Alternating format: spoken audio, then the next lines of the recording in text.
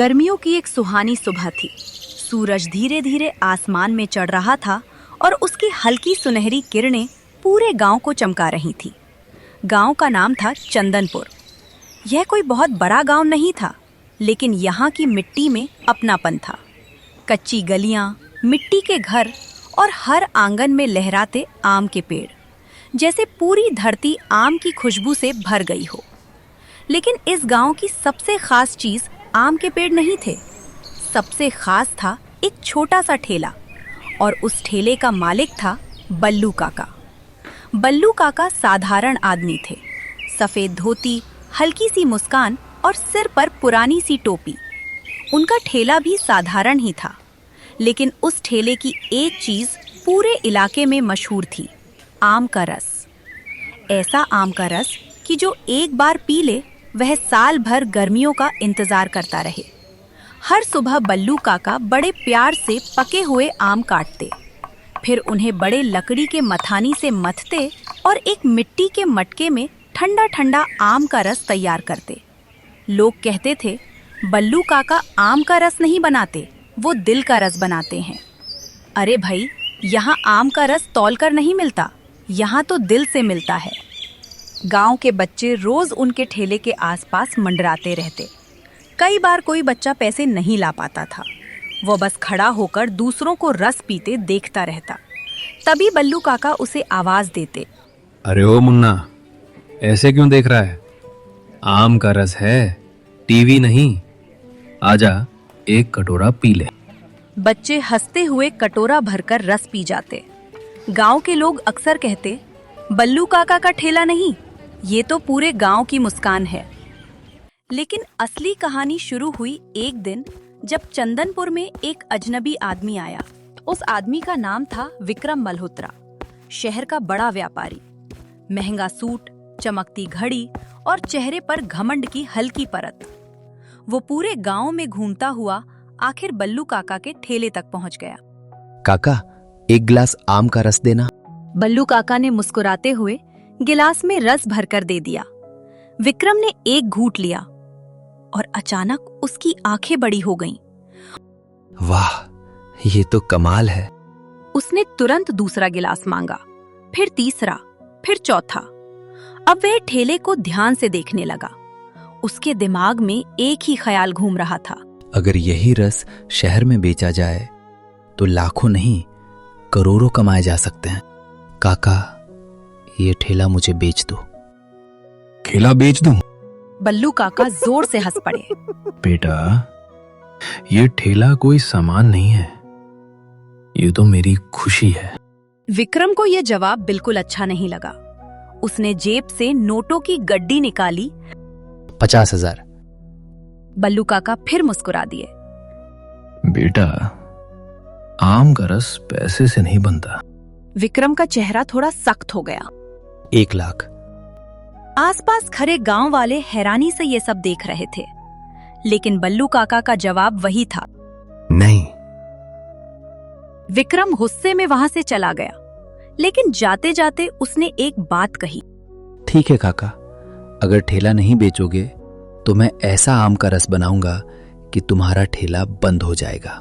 विक्रम मल्होत्रा गुस्से में वहां से चला तो गया, लेकिन उसके मन में एक ही बात घूम रही थी, एक बूढ़ा आदमी और इतना मशहूर आम का रस। विक्रम को ये बात बिल्कुल पसंद नहीं आई। उसे लगा कि अगर एक साधारण ठेले वाला इतना कमा सकता है तो वो तो शहर का बड़ा व्यापारी है, वो इससे कई गुना ज्यादा कमा सकता है। और उसी रात उसने एक फैसला कर लिया, मैं चंदनपुर में ही सबसे बड़ी आम जूस फैक्ट्री खोलूंगा। अगले ही हफ्ते गांव में अजीब हलचल शुरू हो गई। बड़ी बड़ी मशीनें आने लगी, ट्रक भर भर कर आम आने लगे। गांव के बाहर एक बाहरी जमीन पर निर्माण शुरू हो गया। गांव वाले हैरान थे, अरे भाई, ये क्या बन रहा है? शहर के सेठ की आम जूस फैक्ट्री। कुछ ही दिनों में गांव के बाहर एक बड़ी चमचमाती फैक्ट्री खड़ी हो गई।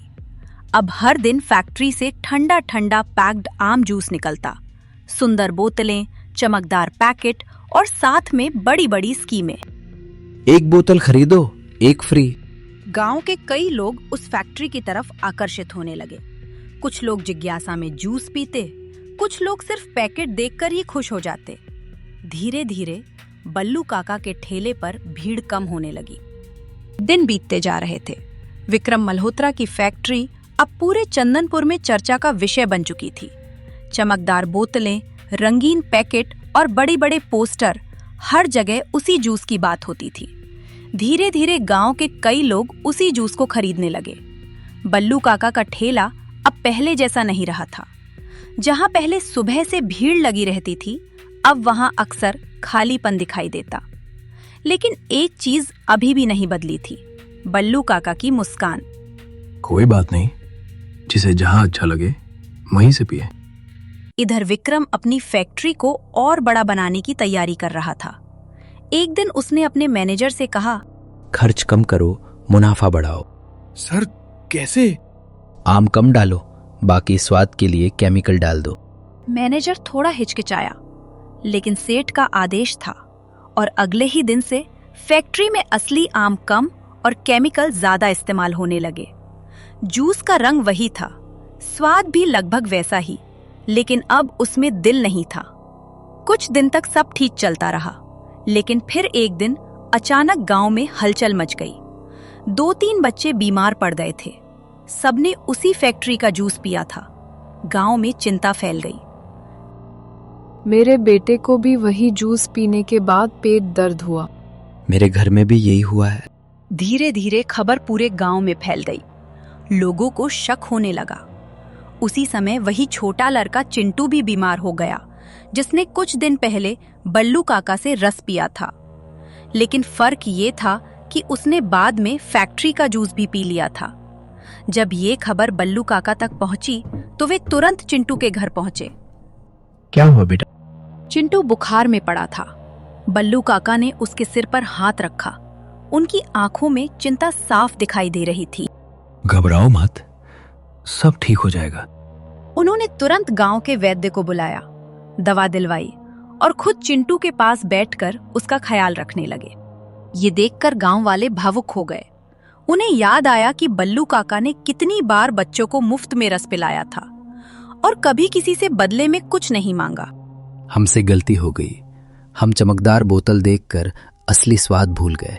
उधर जब लोगों को पता चला कि फैक्ट्री के जूस में केमिकल मिलाए जा रहे हैं तो गुस्सा फूट पड़ा।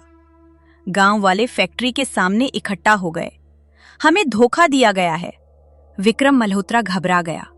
उसे पहली बार समझ आया कि उसने लालच में कितना बड़ा गलत फैसला कर लिया।